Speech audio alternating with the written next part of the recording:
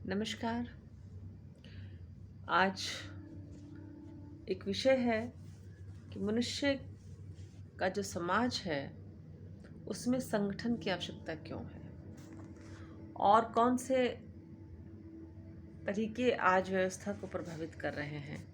बच्चों के अंदर अपने आप को पूरी तरह जीने के लिए अकेला होना, अकेले जीना, ये सब स्वभाव बढ़ता जा रहा है, जिससे संगठन या परिवार की एकता या परिवार का प्यार या उनकी क्षमताओं का विकास प्रभावित होता है।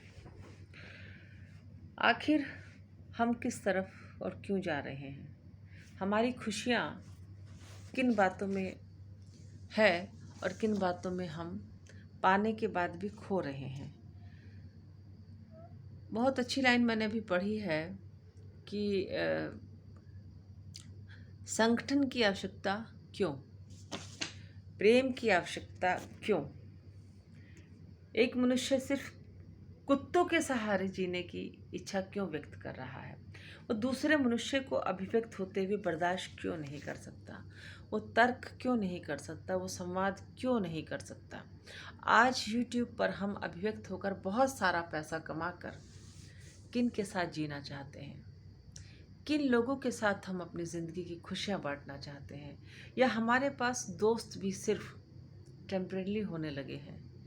आज यहाँ मन लग रहा है, कल वहाँ मन लग रहा है। कितने मैक्सिमम ग्रुप्स में हम जीना चाहते हैं, कितनी तरह की कम्युनिटी को देखकर हम संतुष्ट होंगे, कितनी तरह के देशों को देखकर हम संतुष्ट होंगे। कौन सी सभ्यता हमें संतुष्ट करेगी? आखिर हमारी संतुष्टि कहाँ है? मन चंगा तो कटौती में गंगा कहने वाले संत रविदास क्या नहीं कह पाए? बुरा जो देखन मैं चला, बुरा न मिलिया कोय, ये कहकर गए कबीर, पर अभी भी उनकी बात को समझने वाले लोग जन्म नहीं ले पा रहे।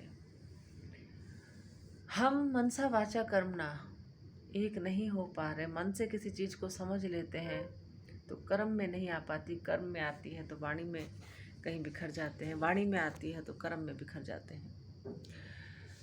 मैं आपसे जीवन की उस सरगम की बात करना चाहती हूँ, जीवन के उस संगीत की बात करना चाहती हूँ जो बहुत आसान है, जो अभी बहुत सारे साधु संत उसको प्रस्तुत नहीं कर रहे हैं और इसको कहते हैं कि समय नहीं आया है। स से समय, इस समय क्या होता है? मेरी बातें आपको उलझी उलझी इसलिए लगेंगी क्योंकि सचमुच उलझी हुई है।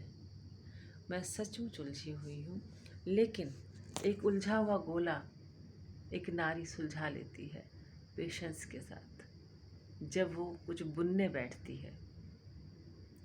एक उलझा हुआ परिवार एक नारी का प्रेम सुलझा सकता है। तो अगर एक नारी उलझी उलझी बात कर रही है और शांत दिख रही है, इसका सीधा अर्थ है कि उलझने उसने सुलझाई हुई हैं। वो क्या नहीं सुलझा पा रही है, उसका अवसाद क्यों? आज मैंने एक अवसाद पे प्रतिभा श्रीवास्तव की कविता पढ़ी कि अवसाद में लिपटी महिलाएं कितना मुस्कुराएं। लेकिन ये अवसाद क्यों? अवसाद का कारण सिर्फ संवाद ना होना है। और संवाद किन के साथ? कौन लोग समझेंगे? कहाँ से हम लाएंगे इस समाज में संवाद के लायक लोग? अभी तो हम बहुत सारे भेदों में बटे हैं। अभी हम मनुष्य समाज को एक ही नहीं कर पाए, स्त्री और पुरुष के भेद को ख़त्म नहीं कर पाए, तो संवाद कैसे होगा? पहले संवाद होगा तब समझ बढ़ेगी, या समझ के लिए संवाद की अपरिहार्यता है? इस विषय पर ध्यान दीजिए। जैसे सा से सा जो भी आप सुर लगाते हैं, जैसे हारमोनियम में 3 स्वर होते हैं, सा सा सा, 3 उसकी आवृत्तियाँ होती हैं। जो न्यूनतम जिसे कहते हैं कि सरलतम स्वर है ना, फिर मध्यम, फिर उच्च। तो निम्नतम शब्द मैं नहीं कहूँगी क्योंकि निम्नतम स्वर नहीं होता है, प्रथम द्वितीय तृतीय आयाम होते हैं स्वर के, गले के स्वर के, और उसकी अपनी फ्रीक्वेंसी के साथ मैच करनी होती है, तब एक गीत बनता है, तब वो गीत लोगों के कानों में जाता है। उसी प्रकार जीवन को भी, जीवन की सांसों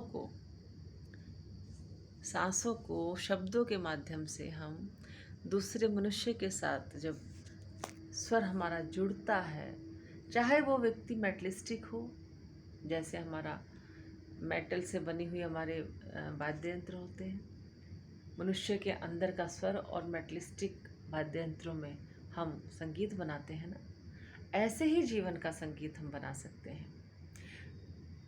तो जो लोग चारवाक के, भौतिकवाद के समर्थक बनकर समाज को चला रहे हैं, उनकी भी आवश्यकता है, और लौकिक और अलौकिक के बीच हमें जो सुंदर संगीत की साधना करनी है, वही हमारा सामंजस्य है, वही हमारी सरगम है। तो आइए हम अपने जीवन की सरगम को सा से समाज, समझ, संसार, इन सब को आप समझ जोड़िए, रा से रणनीति बनाइए। संवाद की रणनीति, रणनीति में रसरंग होना चाहिए, और गा से गीत, यानी कि उसको दोनों को जोड़कर स्वरों में कुछ कॉमन निकले, उसको गाई और गाए। देखिए, गाय का संबंध, गाय तालमेल बनाती है, गाँव, ये हमारी गा से ग्रस्ती, तो ये सारी चीज़ें इसमें जब समावेश होंगी तो धीरे धीरे हमारा प्रेम